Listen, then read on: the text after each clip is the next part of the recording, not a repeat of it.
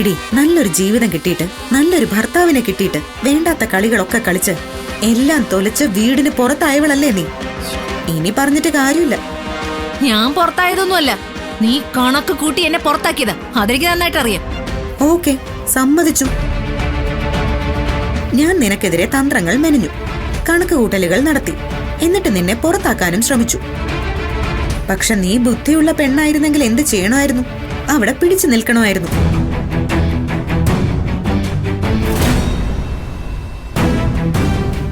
പ്രണവിന് നീ ആത്മാർത്ഥമായ സ്നേഹം കൊടുത്തിരുന്നെങ്കിൽ നീ ചെയ്ത ഏത് തെറ്റും അവൻ ചിലപ്പോ ക്ഷമിച്ചേനെ.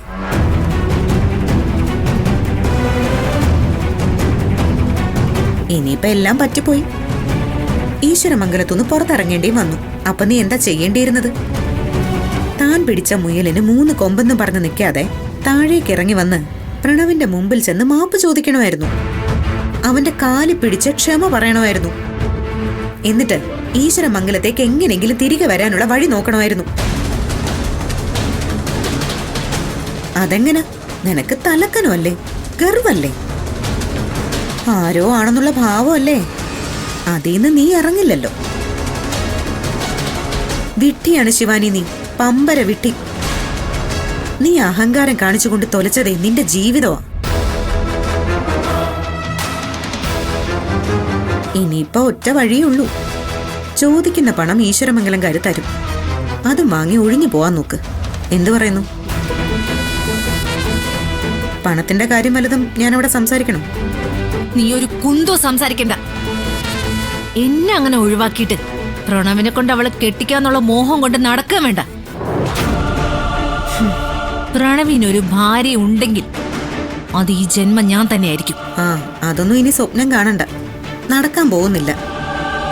നീ എന്താ എന്റെ വീട്ടിൽ കയറി വന്ന് എന്നെ വെല്ലുവിളിക്കണം? അതേടി, വെല്ലുവിളിക്കുക തന്നെയാ.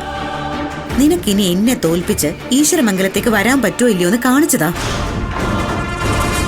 അന്ന് ഞാൻ പറയാം നിനക്ക് ബുദ്ധിയുണ്ടോ ഇല്ലയോന്ന്. നീ ഒരു പെണ്ണാണെന്ന്. നീ നോക്കിക്കോ നിധി, ഈശ്വരമംഗലത്തിലേക്ക് മരുമകളായിട്ട് ഞാൻ വന്നിരിക്കും. കാണാം, നമുക്ക് കാണാം.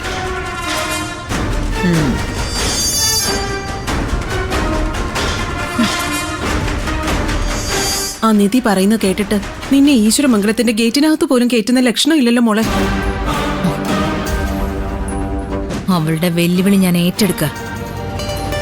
ഏത് വിധേനയും ഞാൻ അവളെ തോൽപ്പിച്ചിരിക്കും. ആ വീട്ടിലേക്ക് വീണ്ടും ഞാൻ വലതുകാലം വെച്ച് കേറിയിരിക്കും. അതെന്റെ വാശിയാണ്.